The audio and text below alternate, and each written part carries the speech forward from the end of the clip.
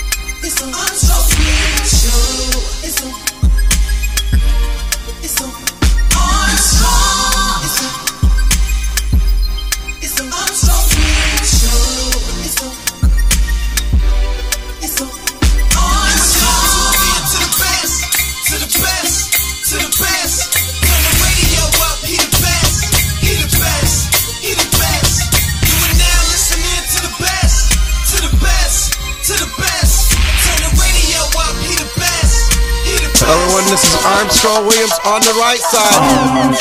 Don't curse, speak English. Virtuous society.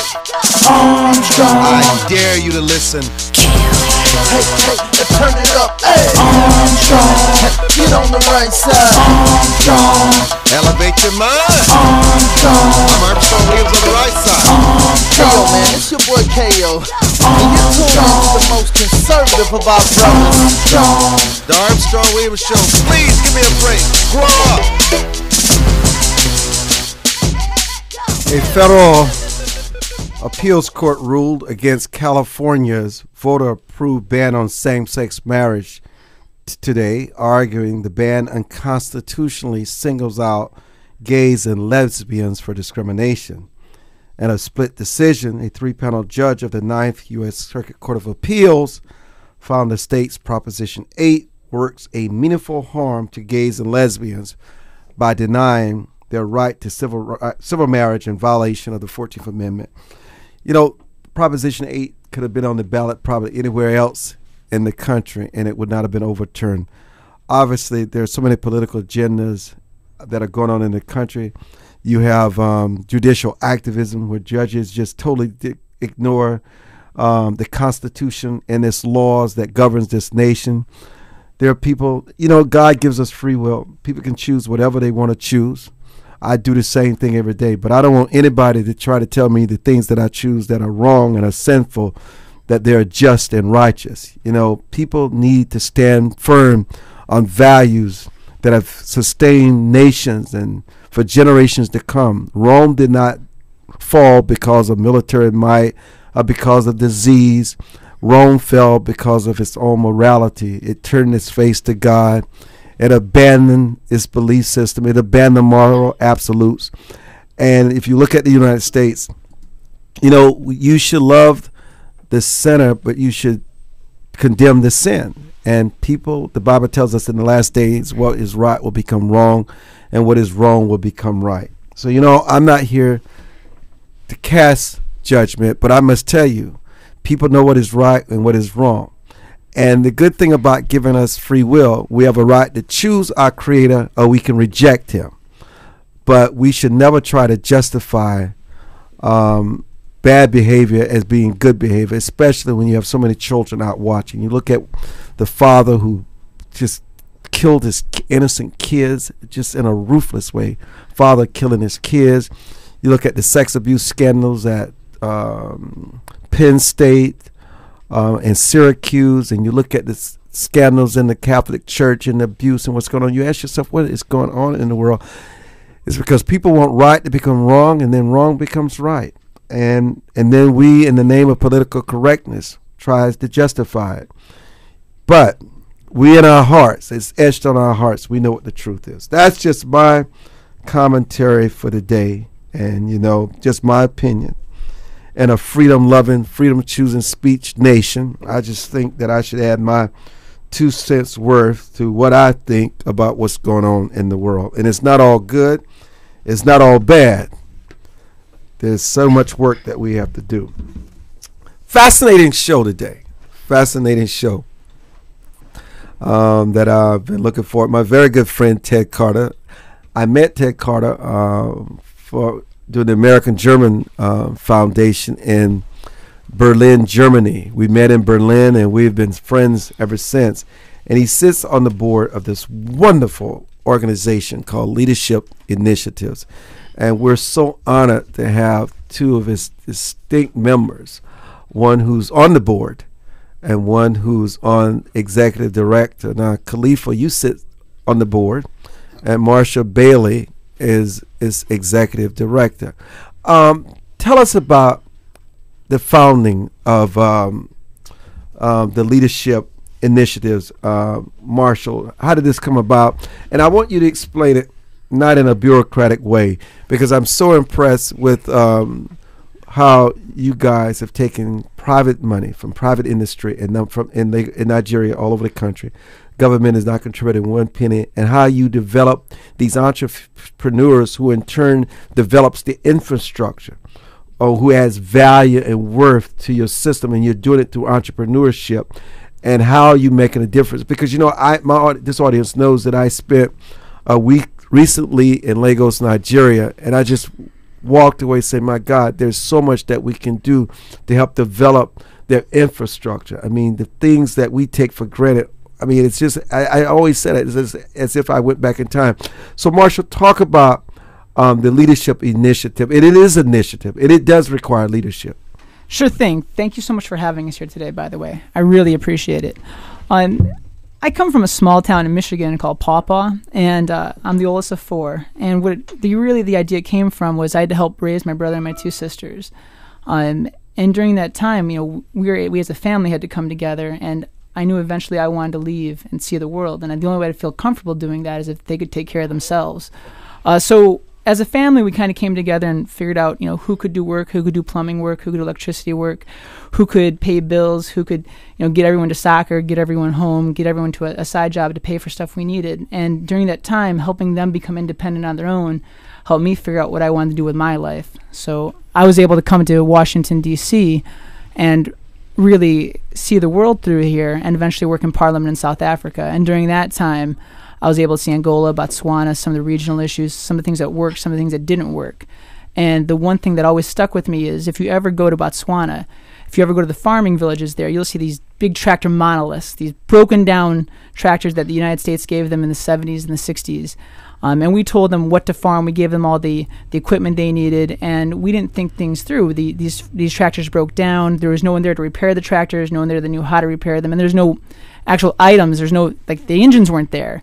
And it really spoke to me what was wrong with development. And the idea of Leadership Initiatives came from the idea of development comes from within. It comes from the people themselves. And the only way for development to actually be achievable is if it's like Nigerians funding Nigerian ideas that they come up with as Nigerians. And Khalifa can attest to how we do our programs in Nigeria. But basically, the whole inception comes from the idea that people need to build up themselves. You can't have handouts. You got to have people teaching themselves, investing in themselves, building a better world together, not handing anything out. So in other words, nanny governments and socialism can only play so much of a role in people's lives. At some point, people must have the initiative, the discipline to create their own self-worth by the sweat of their brow and by getting their hands dirty and understanding what it's like to build and pass on these examples to their children. That is not always government handout.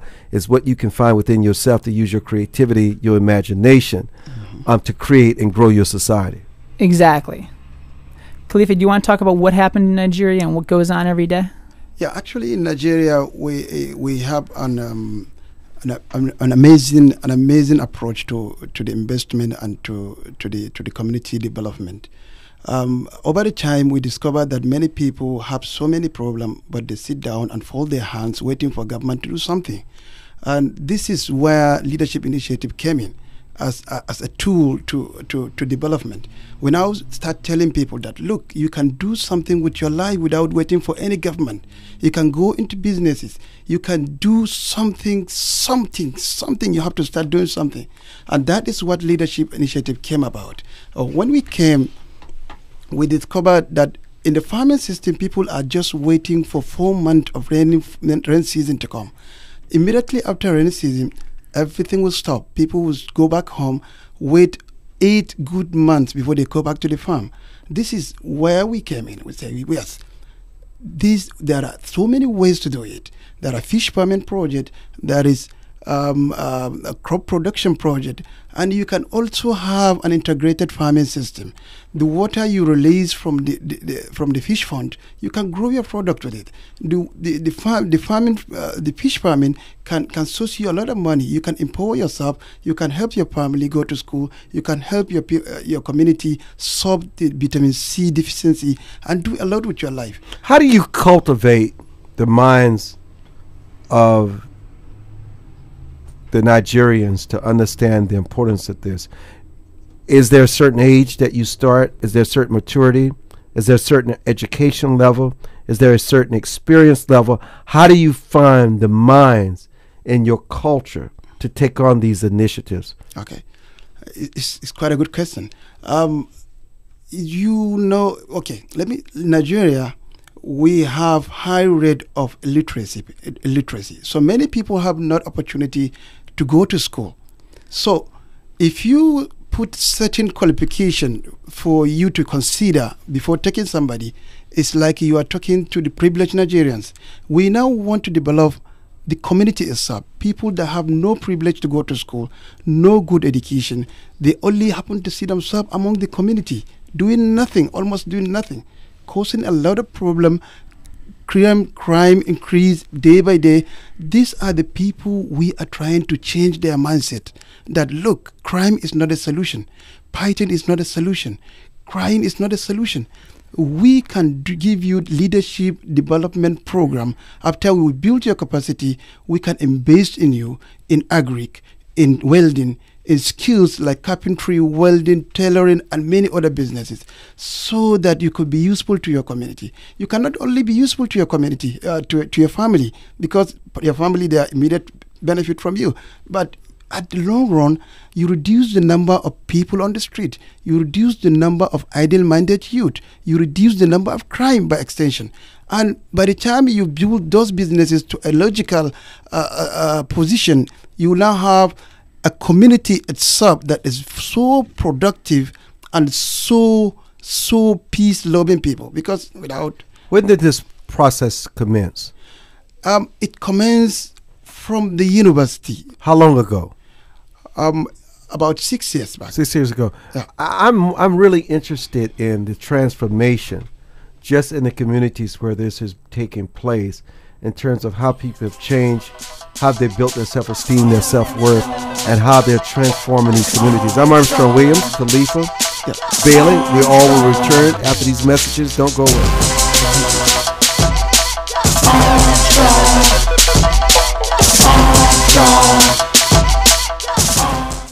For more information on the Armstrong Williams Show, please visit our new website at www.rightsidewire.com. There you can find his syndicated column archive, view live streams, and get your favorite conservative pundits' views on the current issues affecting the American people. From building wealth to foreign policy, stay connected with Armstrong Williams and his colleagues at the all-new www.rightsidewire.com. Anderson Brothers Bank, a family-owned and operated establishment that blends traditional personal service local market awareness, and advanced technology to meet the financial needs of its customers. Visit abbank.com or call 843-464-6271 to see how they can assist you with your banking needs. Anderson Brothers Bank, celebrating 75 years of community banking, the way it should be. Stability right in your backyard since 1933.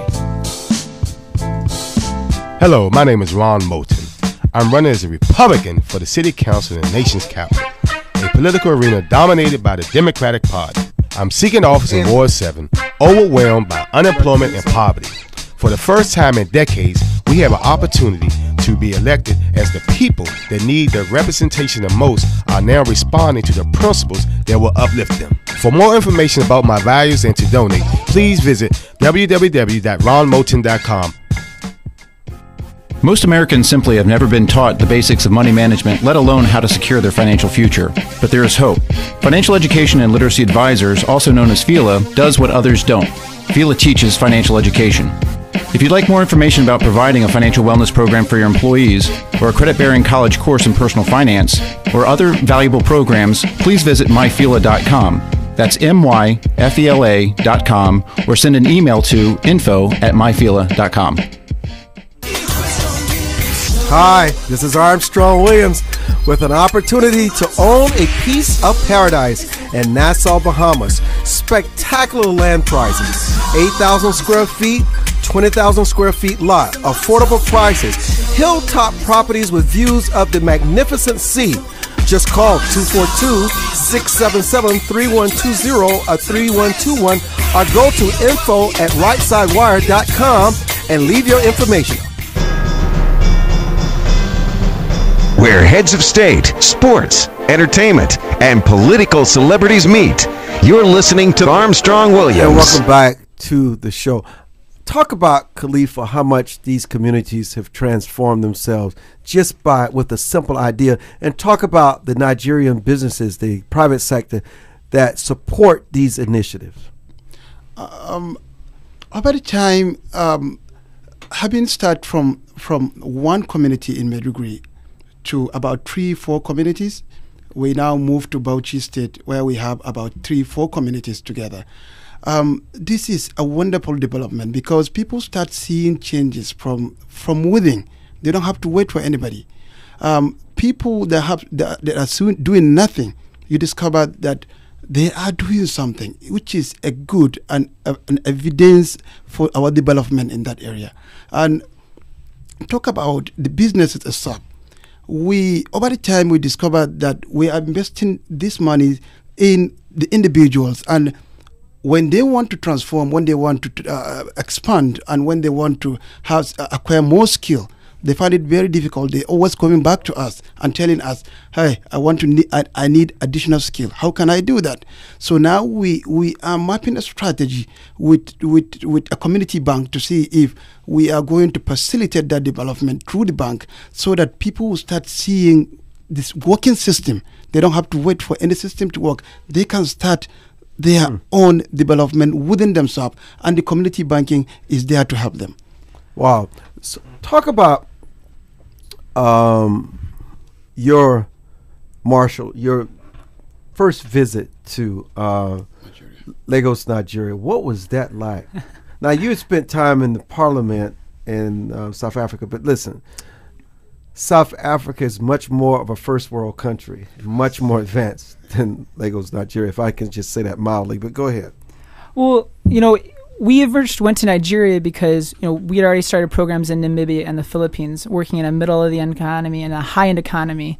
And then we wanted to go to Nigeria to show we could work in a more low end economy. People said this idea that the people investing in themselves, building up ideas of their own, creating things without the government support couldn't work, especially in a country like Nigeria. So we had a challenge to go there to really facilitate change within the country.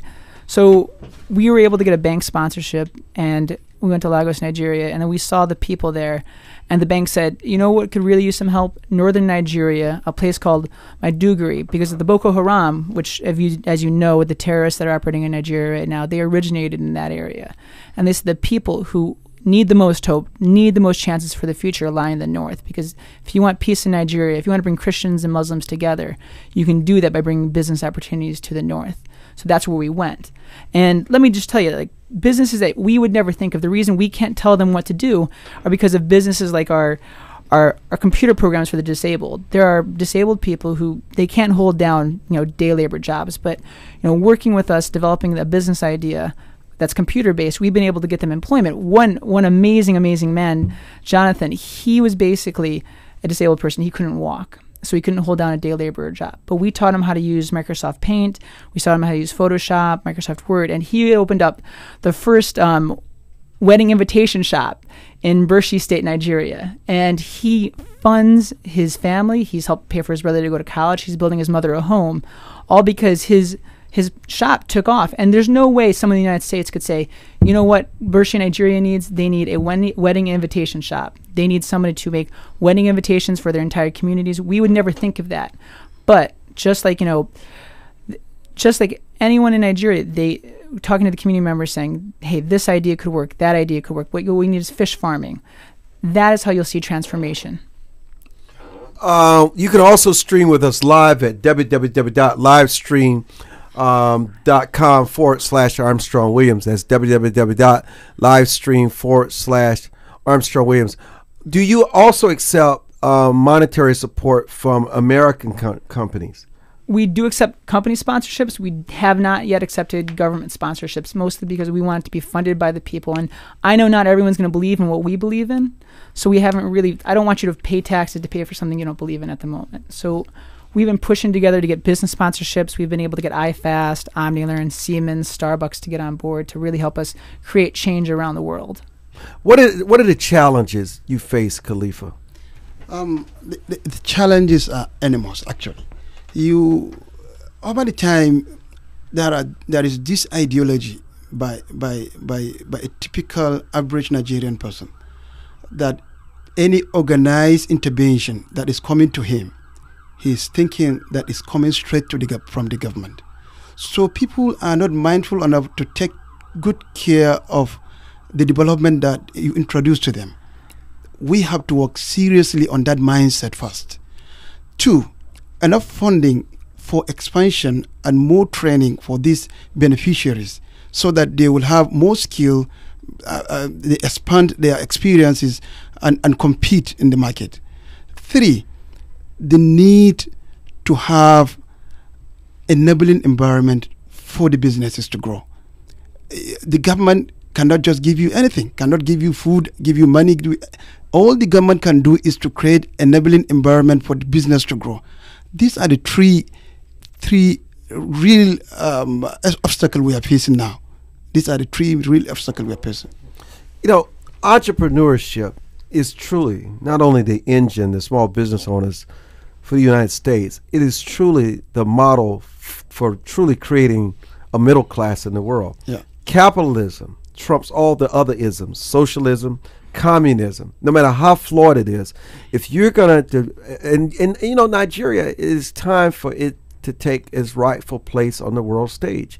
It is a world economic power. I mean, it's just, the infrastructure, how it's perceived. I even think that the president, Goodluck Jonathan, should be talking about these issues, these situations that's developing in Iran and in Syria, and not just have the debate between the Chinese and the Russians and the Americans. I think it is time for the future economy, which is the Nigerian economy, is to really find its rightful footing in the world. And you've got to become an economic might if you're going to have a seat at the table of the G8. No, I fully agree. And what we're trying to do here is build up those business potentials. You're never going to have a democracy built from the top down.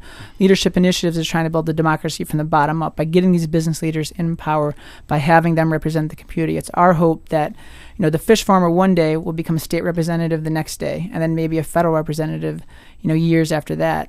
One of the most amazing things is that our businesses are funding new businesses. They want to make money. They want to build up the middle class. Our fish farming program funded the first market programs. Our marketing programs funded the first welding programs. Our welding programs funded the first poultry programs. And that's how economies expand. They use the invisible hand. They invest in what they know. And the reason Leadership Initiatives is different than every other nonprofit out there is that we go into these countries and we make the countries invest in themselves. So we're not asking Americans to say, hey, I want to fund a welding business in Nigeria. An American donation goes to pay for staff members like Khalifa, one of our first students, so he can provide training for these individuals. Your money won't go to the country without the country putting just as much money back into itself. And that's where we're different than a microloan program or anybody else out there, USAID. We're going into a country saying, we know you can build up your nation. We know you can build up your economy.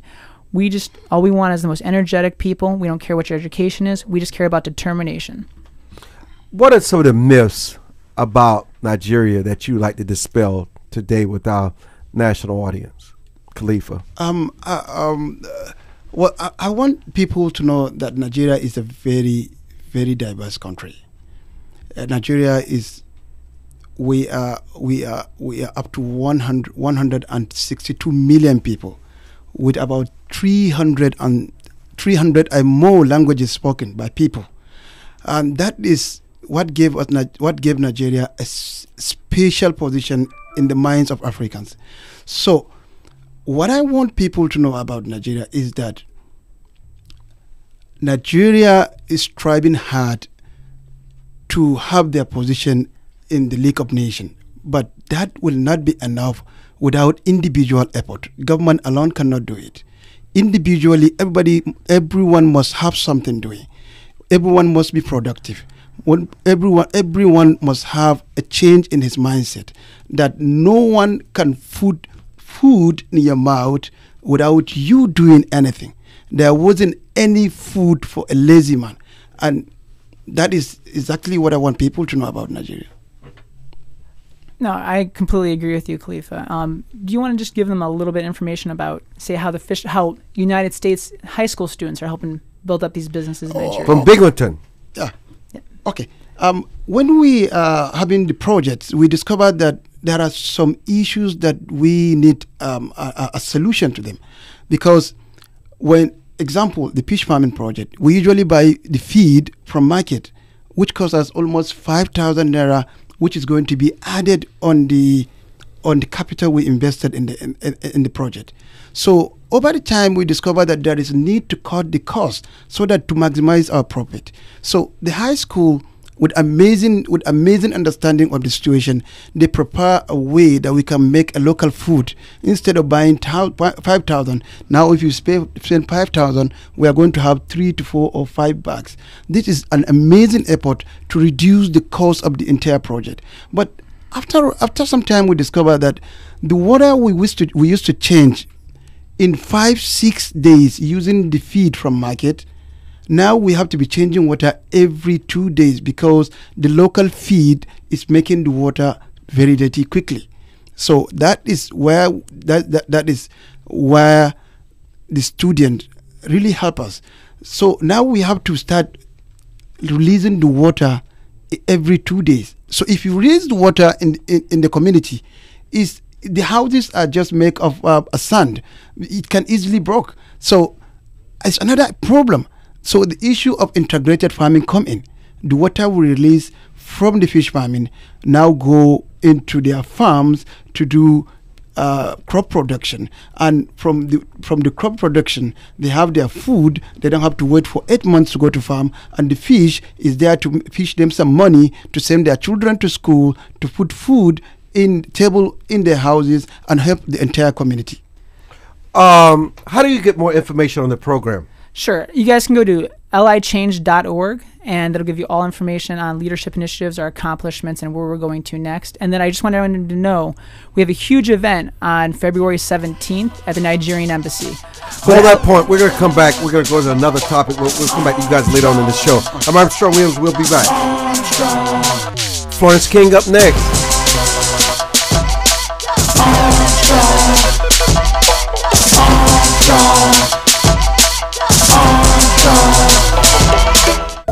For more information on the Armstrong Williams Show, please visit our new website at www.rightsidewire.com. There you can find his syndicated column archive. Hello.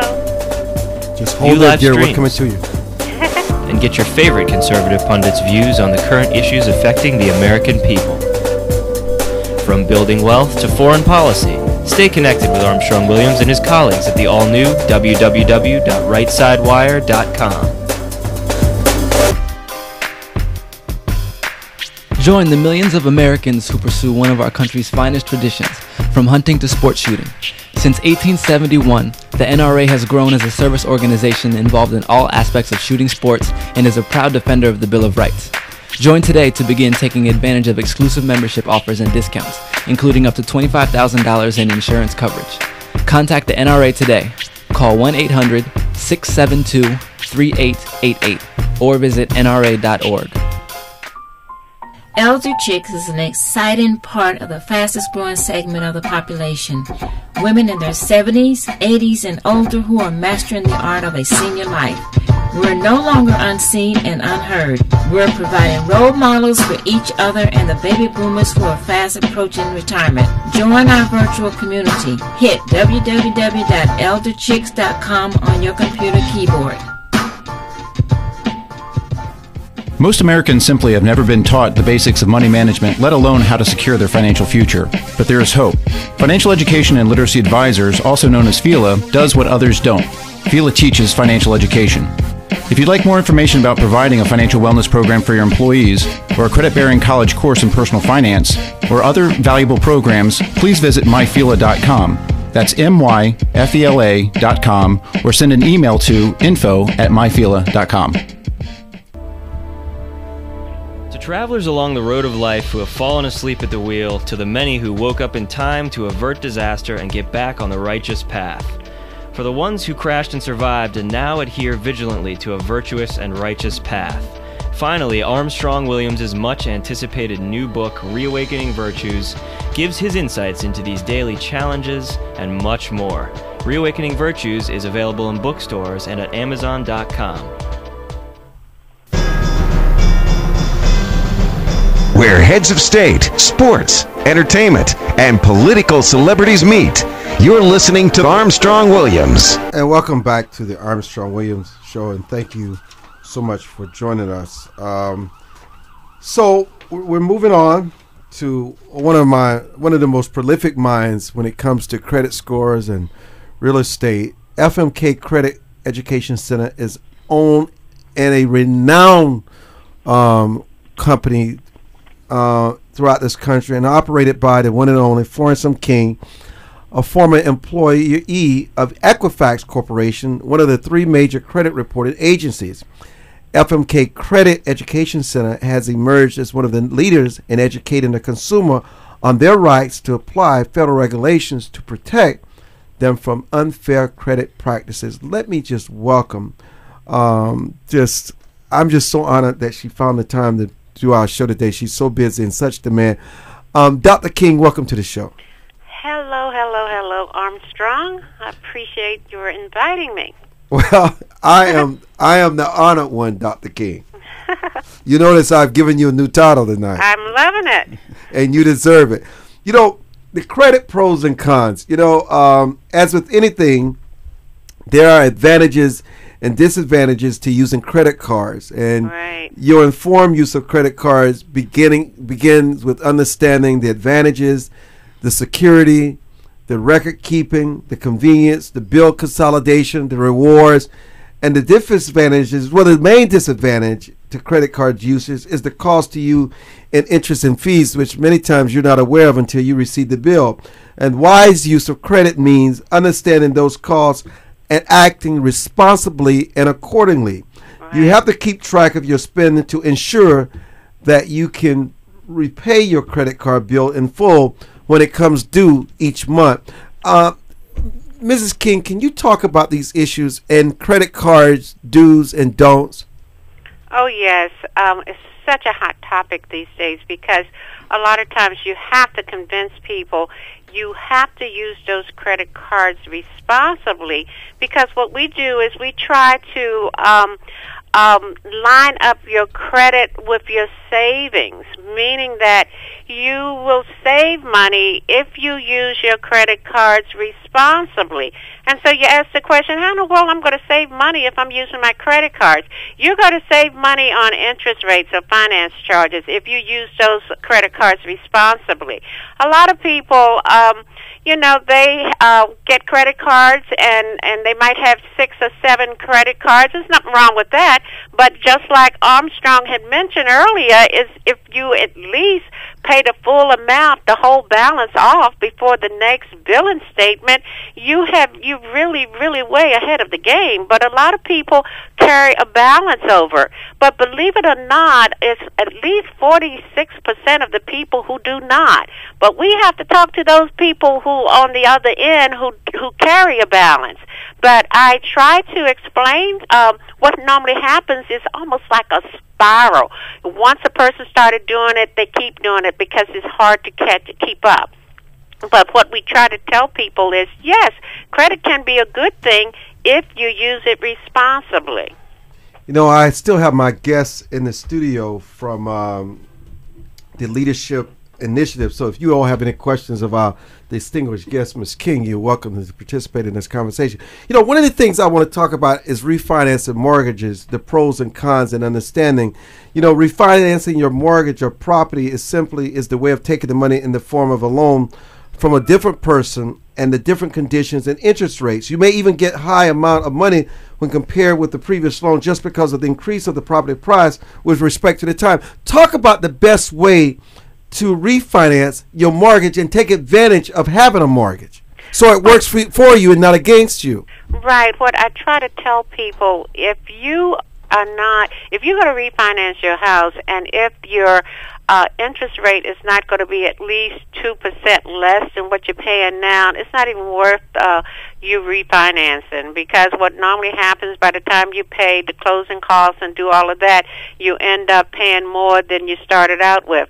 But if you can see a sizable difference in your premium each month, and that, let's say your interest rate was like at 6.5%, but you can refinance at 4%, which is about 2 points less, you're going to see a sizable difference in your monthly payment. But if not, it's not even worth it by the time you do the refinances and everything. And especially, I tell people, if you're going to refinance, you don't want to really refinance and take money out. You want to refinance to lower your premiums or your monthly payment. But I would not, and that's how a lot of people got in trouble in the past, because of taking money out.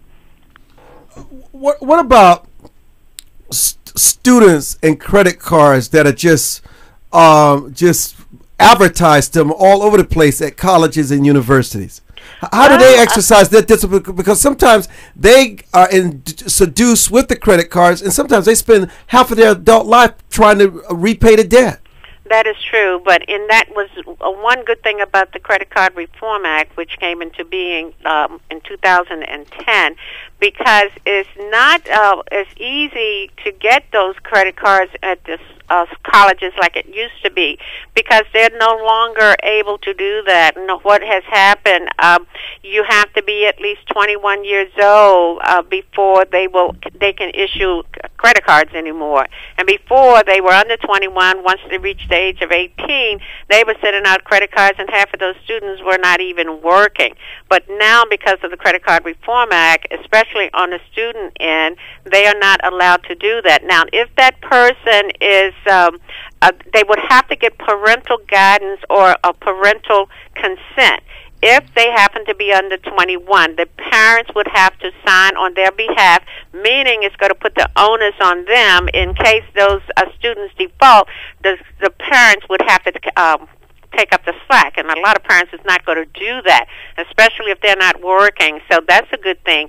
And if a person, we have some students who are no longer at home, and they're on their own, and some of them are 20 years old, and they might be married or let's say independent, and so they don't have to have their parents' consent, but they do have to sign like an affidavit saying that they are on their own, and they would have to prove that they are on their own before they are able to get a credit card if they are under the age of 21. But the majority of the rest of the students who are 18 are not able to get those cards anymore, and the banks are not able to actually send them out without a consent from the parents. Especially in today's real estate market, credit score is premium for closing on properties. because home ownership is not what it once was. It's really become a luxury. Very few people will experience it because of how the market has turned upside down from where it was, let's say, 4 or 5 years ago. So given that, what is it that people really need to know about credit scores, the reporting agencies, and the things they need to look for so they're not blindsided when they want to buy their first home or when their credit score becomes the trump card for everything else? You have to keep in mind, because let's just say the magic year was 2008 when everything sort of turned upside downwards. But right now, if a person who might be listening to this show, they need to compare themselves with the national average, and the national score average right now is 687. And think about it, that's all most of the banks have to work with right now, and if the average is 687. And so you're talking about the national average. And so no longer do you see a lot of people with a score as high as 850, or in TransUnion's terms, their high score is 925. Those days are over. So if you're looking at you're having a little more than, let's say your score is 720 or 750, think about it. Your score is higher than the national average, so you're going to get a pretty good rate on your loans or anything that you might purchase on credit. But you have to think about it, too. If you're way below 687, which is the national average, you are in bad shape. And so you have to keep in mind that you want to actually, if you're below the average, you want to at least get up there to the national average. And once you get in the average, in the ballpark on the average of 687, you want to get above average. So if you want to get a good interest rate on some of the loans, especially we're talking about good credit, or when we're talking about good debt, we're talking about debt that we would say investment type debt, like for a home or for a car or student loans or something like that, which will be installment debt. But you want to actually get those scores up so you can get a good interest rate, and that will really help you out in the long run. You know, no one can explain this next point I'm about to make better than you, and this is directly has to do with banks and lending institutions. The job of the lenders is simply to make money by refinancing your mortgage and properties, and therefore they always show you the positive side of refinancing it, other than saying the negative sides. Could you talk about that? Okay. Well, the lenders, of course, they're out to make money just like anyone else because, of course, the United States, this is a capitalistic society. But when it comes to actually maybe hiding some things that the consumer needs to see, that would be the bad side of it. But basically, it's up to that consumer. When we say let the buyer be aware, they need to really do the homework and make sure that they don't sign on the dotted line without someone else actually looking at that contract in advance. And really, if a person tried to push a person, say, okay, you need to sign this because this deal is not going to be the same tomorrow, you want to be really cautious. And what if a person has that 72-hour turnaround time to actually get a professional, whether it's an attorney, a real estate attorney, or something like that, to look at the documentation. And you have to realize that even on the mortgage end, we have new initiatives that has been adopted. About hold that point, Dr. King, about the new initiative. We're going to come back. We're also going to come back with the leadership initiative. Don't go away. I'm Armstrong Williams.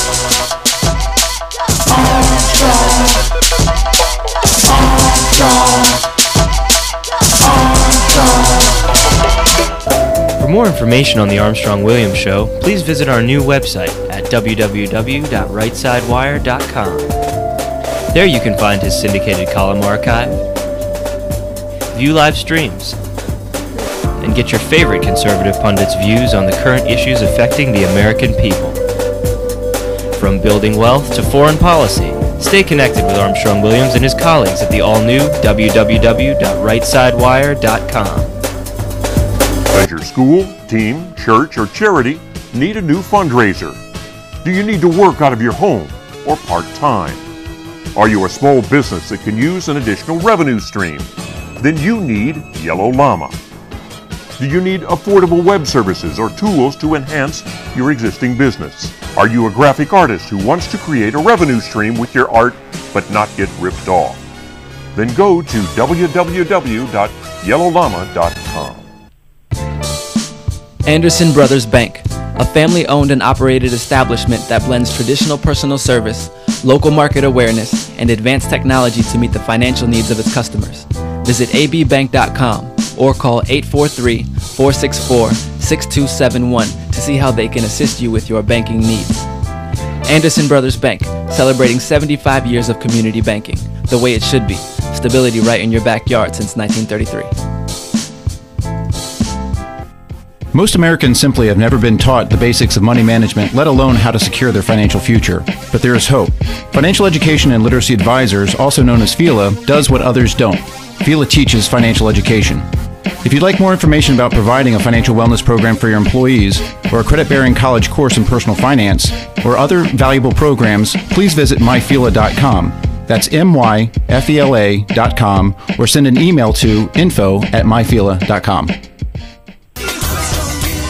Hi, this is Armstrong Williams with an opportunity to own a piece of paradise in Nassau, Bahamas. Spectacular land prices, 8,000 square feet, 20,000 square feet lot, affordable prices, hilltop properties with views of the magnificent sea. Just call 242-677-3120 or 3121 or go to info@rightsidewire.com and leave your information. Where heads of state, sports, entertainment, and political celebrities meet. You're listening to Armstrong Williams.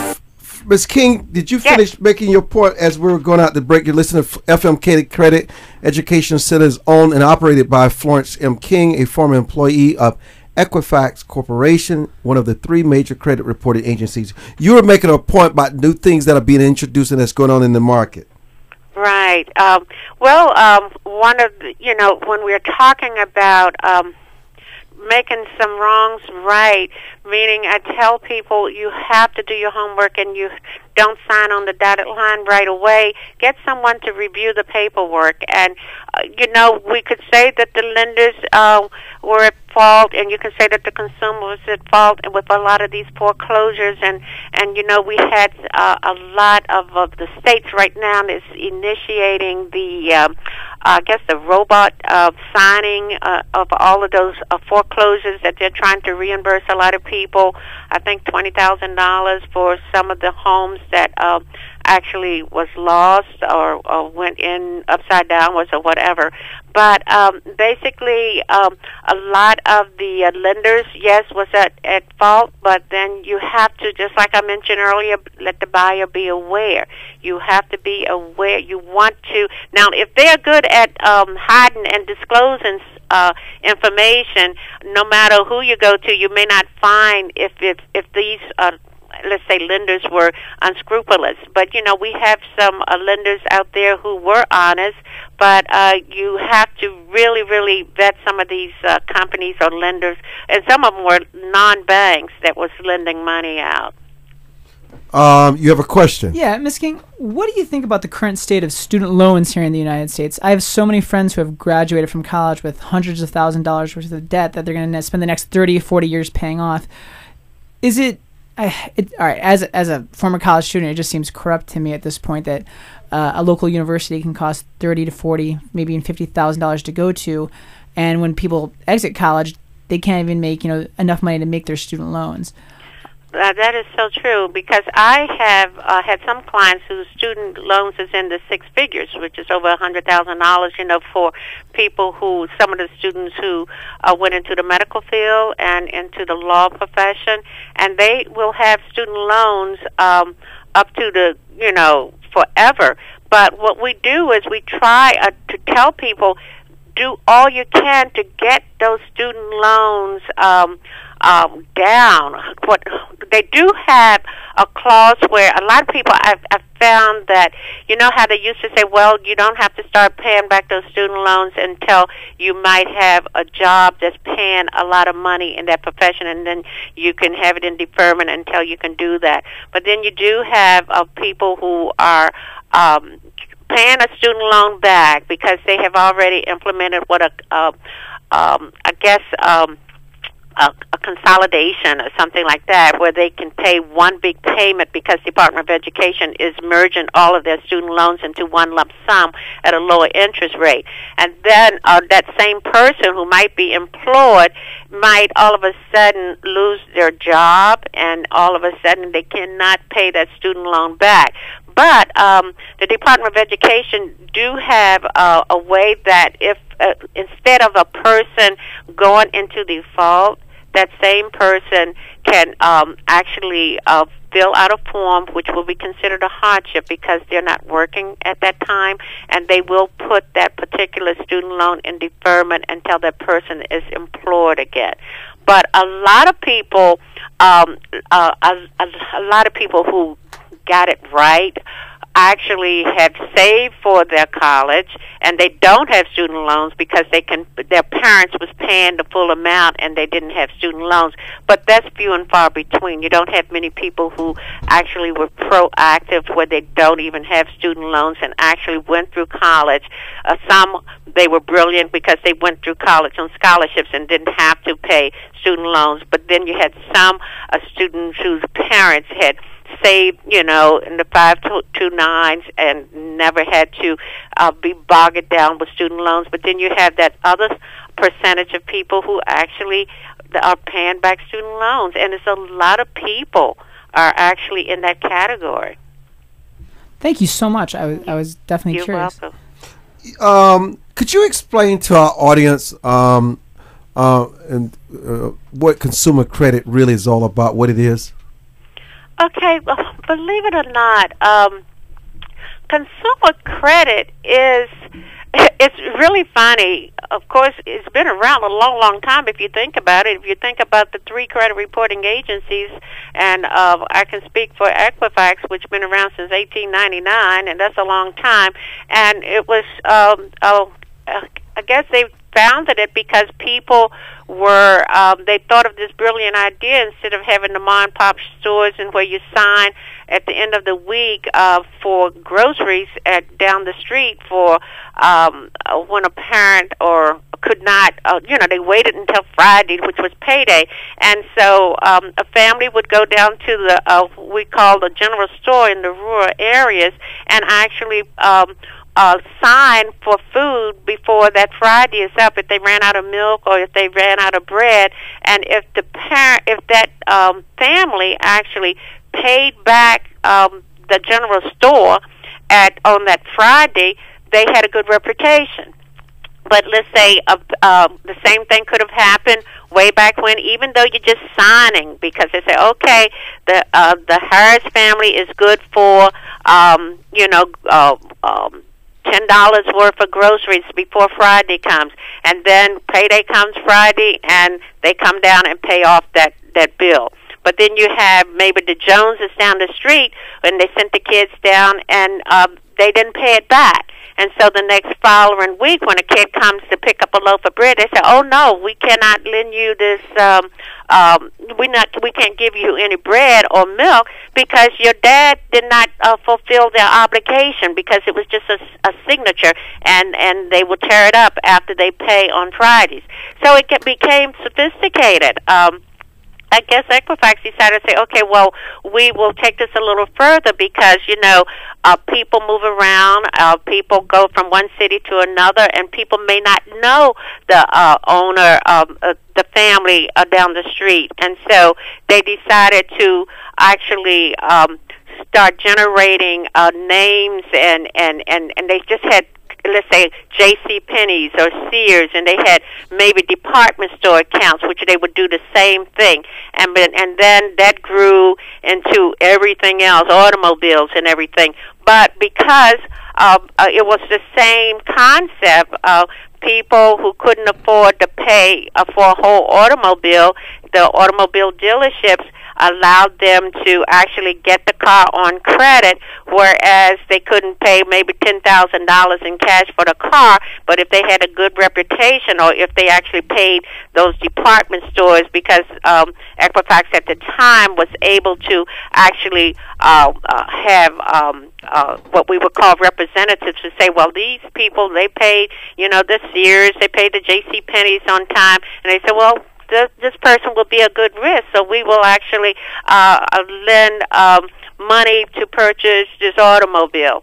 And so that's how consumer credit started out, and that's how basically it is to this day, except for it was going crazy, and so they were regulated under Fair Credit Reporting Act, or the Fair, and they have different regulations, but that's how it sort of started. It started small, but of course with the 300 million people we have in the United States, it's impossible to know how well a person pay a creditor back, and that's how the credit scoring system came into being in 1991. Ms. King, it is always wonderful listening to brilliance and just people who are so knowledgeable about every facet of their profession and outside of their profession. How can we get more information on you? Oh, please, if anyone would like to just give us a call and want us to analyze their credit profile, or want to find a way to maybe eradicate some of the wrongs that actually have bad choices that they've made in the past, or if they just want to rebuild their credit profile so their scores can be above the credit average, feel free to call us we have 2 offices here, but you can call the main office at 703-684-2007. But you can also go to our website, which is www.fmkinc.com, which is fmkincorporated.com. And it will explain what we do. We are advocates on the behalf of the consumer, because we apply federal regulations to protect the individuals, because it is some unfair credit practices in the financial and credit industries. Ms. King, thank you so much for joining us, and we look forward to having you back in the very near future. Me. Thank you. Now, finally, tell us how we can contact the Leadership Initiative. Yes. Oh, you can easily go to our website at lichange.org, and I really want to encourage everyone to come to our embassy event February 17th at the Nigerian Embassy. You can get more information at ligala.org. And see ambassadors, see people from the State Department, USAID, see people who are trying to change the world, and I want you to become a part of them. And I want to thank our sponsors, iFast. If you've ever had a cell phone work in another country, it's because of them, Siemens and Eric Air. And thank you, everyone, so much for taking the time to listen to us. Khalifa, do you have anything you want to say? I just want to remind you that you forget about global giving. Yeah, they are part of the sponsors that are doing amazing work. Well, listen, I want to thank both our guests, Khalifa, Marsha Bailey, Florence King, for joining us today. And thank you. Remember, www.livestream.com/Armstrong Williams, AM 730 WTNT and 102.9 FM.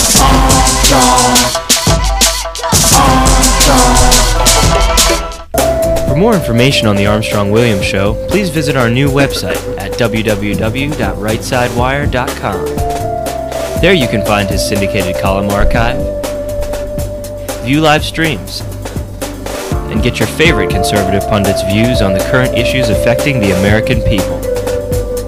From building wealth to foreign policy, stay connected with Armstrong Williams and his colleagues at the all-new www.rightsidewire.com.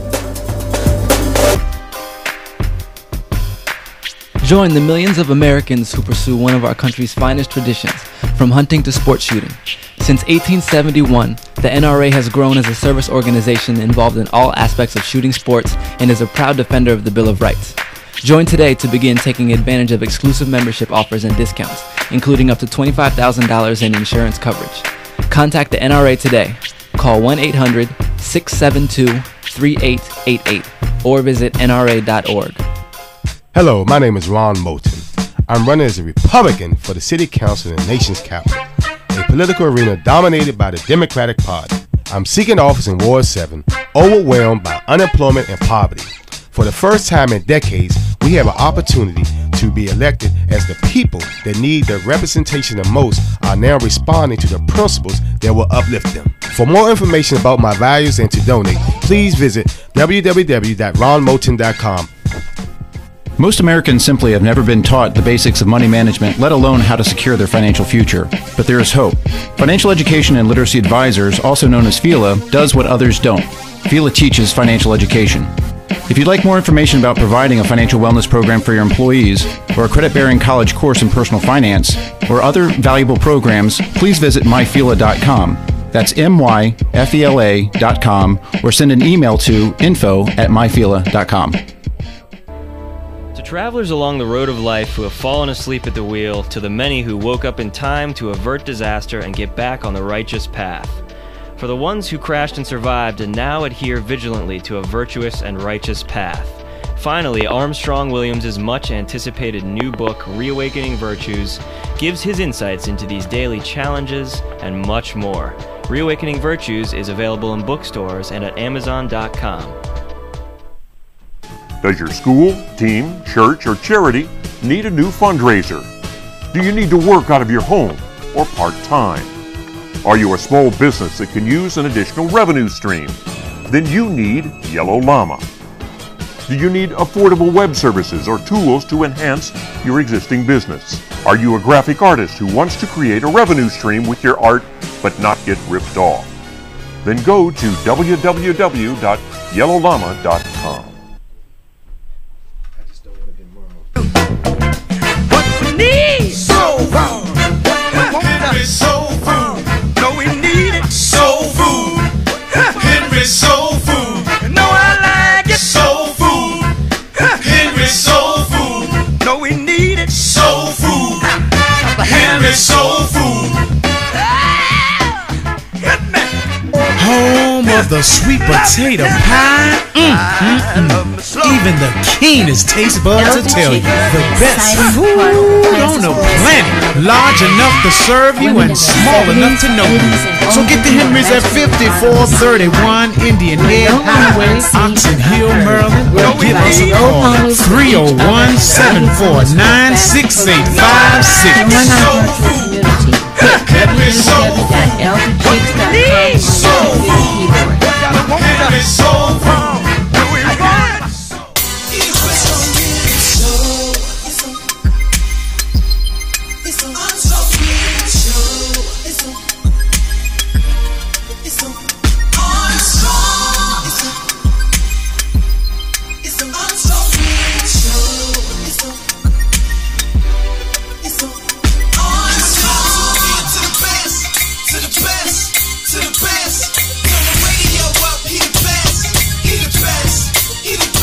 Armstrong. I dare you to listen. Hey, turn it up. Hey. Armstrong.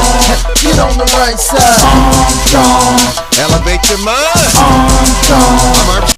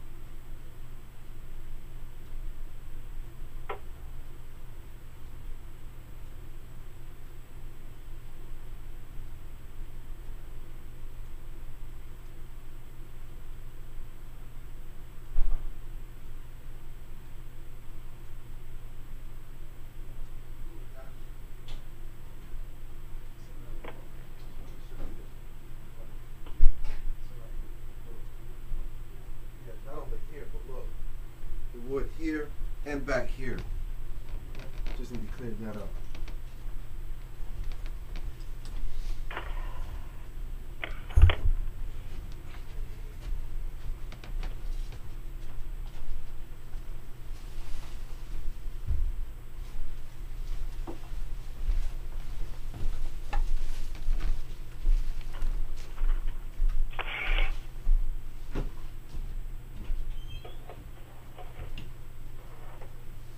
Yeah, you got my text, right?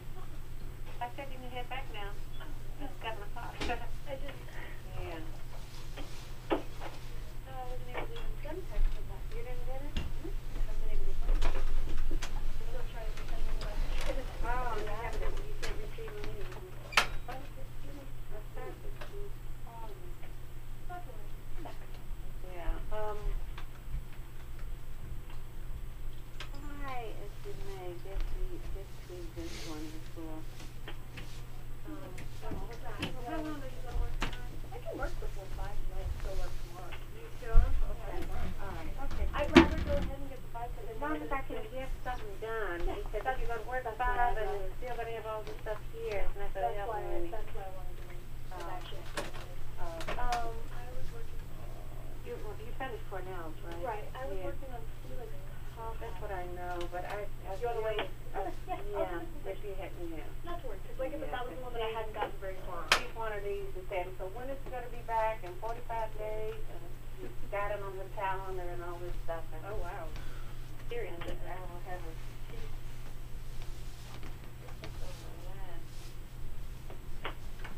We've had people who are patient. Not only that, see, have you seen people who like to provoke people just make them angry, you know? and I realized that's what she was doing because she came in, she forgot her whole exercise. And she said she had to go all the way back home to get it. And I'm like, okay. And then she brings a mortgage report. Can you use this?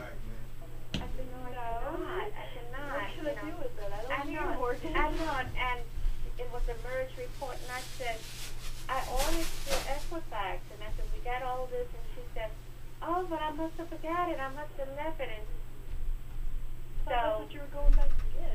Thank you. And then she brings a mortgage report. And so, but this is nothing until after I told her, I said, well, we can't use the mortgage report, you know, just like that. And then as I'm just telling her, okay, you can leave now in a sense. And so she said, can you use, I have this mortgage report, can you use that? After I had just told her. And so then she calls back and says she found it and came all the way back. And so I said, okay, thanks, you know, because I don't need for you to come in. And so I met her out there, and I said, I just handed to her, and it was like that one. And she said, could you make a copy for me? What? And so I said, yeah, I said, I can go to the fax. I said, let's go to the Columbus Street address. I said, because this is kind of thick. And I said, it's just a block away. And I said, where are you parked? She said, right down there. I said, come on, let's walk with me, and we can go make a copy at my old office. Oh, I can wait. Because she knew she didn't need a copy. And so when I told her, let's walk, and she needed somebody, I said, because that one will take forever. She knows that it will take forever. And she wanted a copy. And I said, well, we'll go to the fax. And but then she didn't want to walk a block away from her. So she didn't really want it. She was just...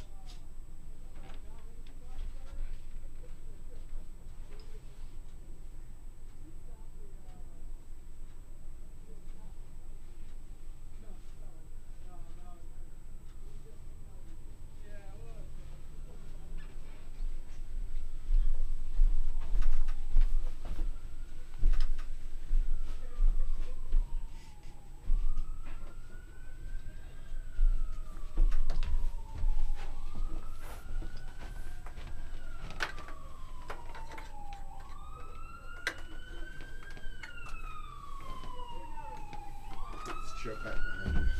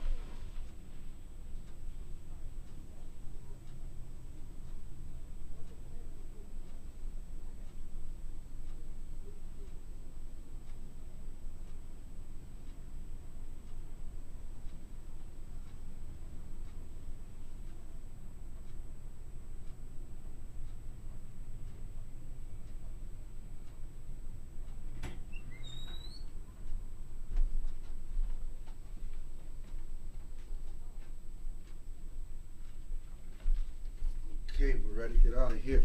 Let's just grab.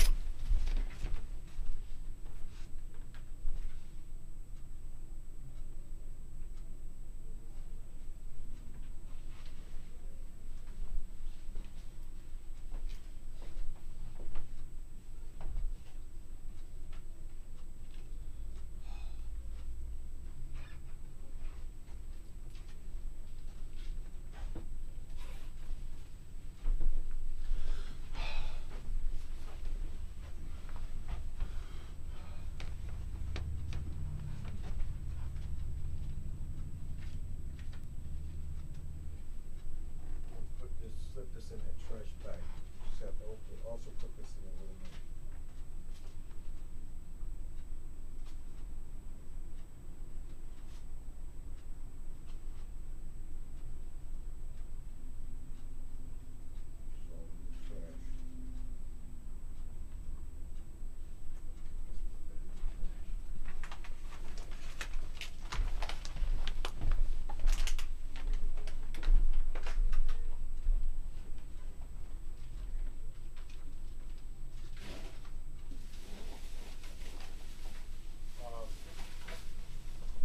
Now the old trash bag we're taking out, man. Huh? The trash bag we're taking out. I know. Huh? I know. Okay, let me also give you this. What'd you say, sir? Also take this. Where did that come from? Mine, behind my desk.